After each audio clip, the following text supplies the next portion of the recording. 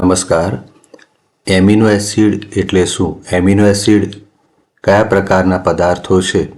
રાસાયણિક રીતે જોઈએ તો એમિનો એસિડ કયા પ્રકારના સંયોજનો છે તેને આપણે આજે સમજીશું.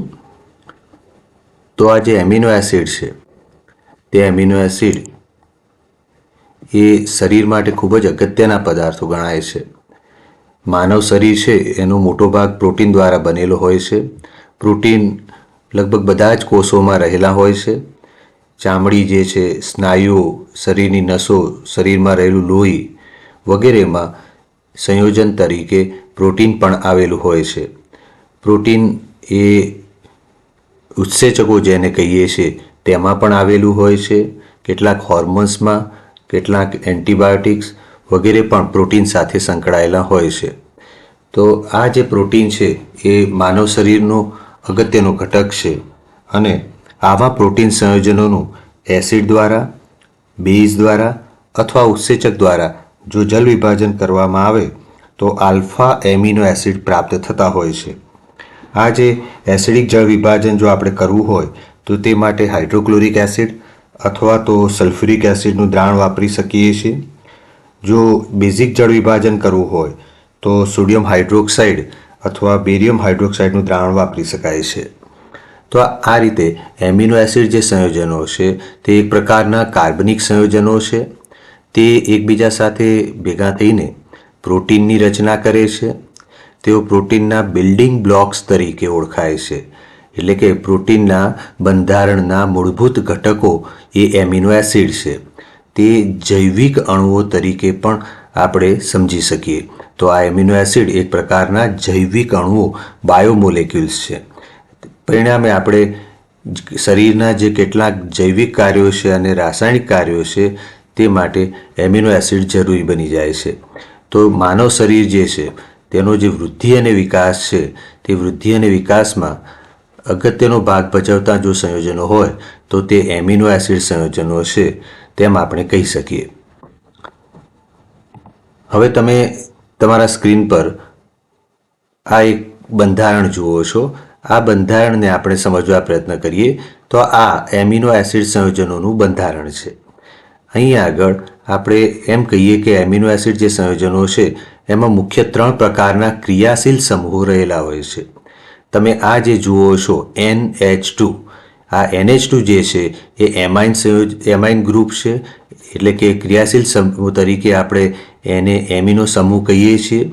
આ જે COOH જે આપણે અહીં જોઈએ છીએ, આ COOH એ કાર્બોક્સિલિક એસિડ સમૂહ છે અને આ જે છે એ કાર્બન ઉપર સાઇડ ચેઇન તરીકે, પાર્શ્વ શૃંખલા તરીકે R ક્રિયાશીલ સમૂહ જોડાયેલો છે અને અહીં એક હાઇડ્રોજન જોડાયેલો છે.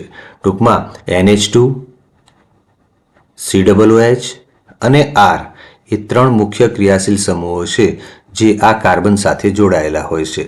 આ COOHમાં રહેલો જે કાર્બન છે એને અડીને આ કાર્બન જે આવેલો છે, જોડાયેલો છે, એને આપણે આલ્ફા કાર્બન તરીકે ઓળખીએ છીએ. મિત્રો, આ બહુ અગત્યનું છે કે આલ્ફા કાર્બન ક્યાં છે?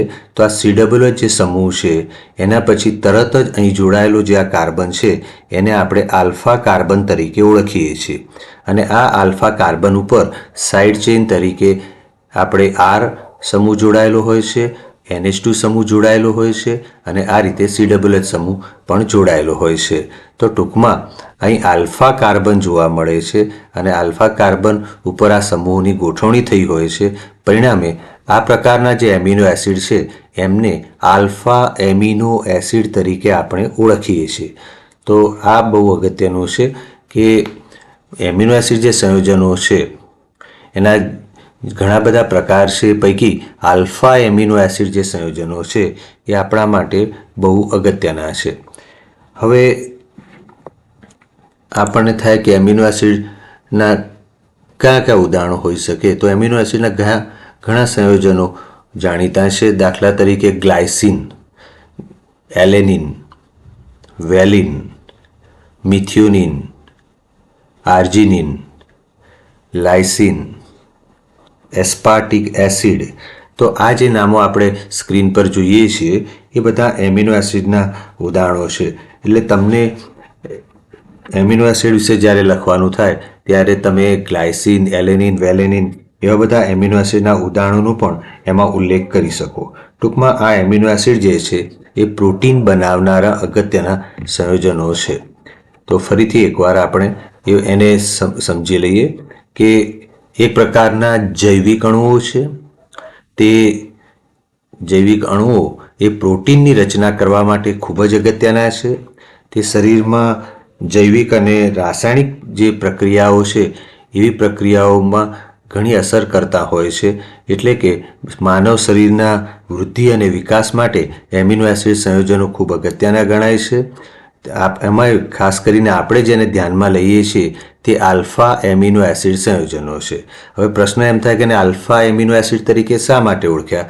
તો એ પણ આપણે સમજ્યા છીએ કે આ જે બંધારણ જોઈએ છીએ એમાં જે આ કાર્બોનિલ કાર્બન છે તેને અડીને આ જે કાર્બન આવેલો છે તેને આપણે આલ્ફા કાર્બન તરીકે ઓળખીએ છીએ. આ આલ્ફા કાર્બન એ એકલ બંધથી તમે જોઈ શકો છો ચારે બાજુ જુદા જુદા ક્રિયાશીલ સમૂહથી જોડાયેલો છે. તો અહીં આગળ આ જે છે COOH એટલે કે કાર્બોક્સિલિક એસિડ સમૂહ છે. આ NH2 એટલે કે એમિનો સમૂહ છે. અહીં સાઇડ ચેઇન હોય છે જેને આપણે R તરીકે દર્શાવી છે. અહીંયા હાઇડ્રોજન પરમાણુ જોડાયેલો છે.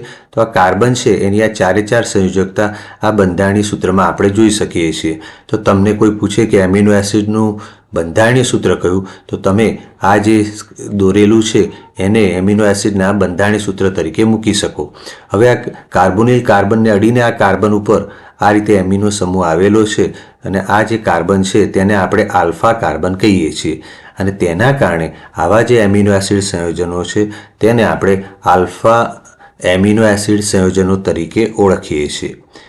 આના ઉદાહરણો પણ આપણે જોયા કે ભાઈ glycine, alanine, વેલિન, methionine, arginine, lysine, aspartic acid એ બધા એના ઉદાહરણો છે. હવે ગ્લાયસિનને ટૂંકમાં દર્શાવવું હોય તો આપણે GLY તરીકે દર્શાવીએ છીએ અને એલેનિનને આપણે ALA તરીકે પણ દર્શાવી શકીએ છીએ. તો મિત્રો આ એમિનો એસિડ સંયોજનો પ્રોટીનના બંધારણના મૂળભૂત ઘટકો, પ્રોટીનના જળ વિભાજનથી આ સંયોજનો મળી શકે છે અને માનવ શરીરમાં તેમની ખૂબ જ અગત્ય છે. તો એમિનો એસિડ સંયોજનોની અને ખાસ કરીને આલ્ફા એમિનો એસિડ સંયોજનોની તમને સારી ઓળખ પ્રાપ્ત થઈ હશે. Thank you.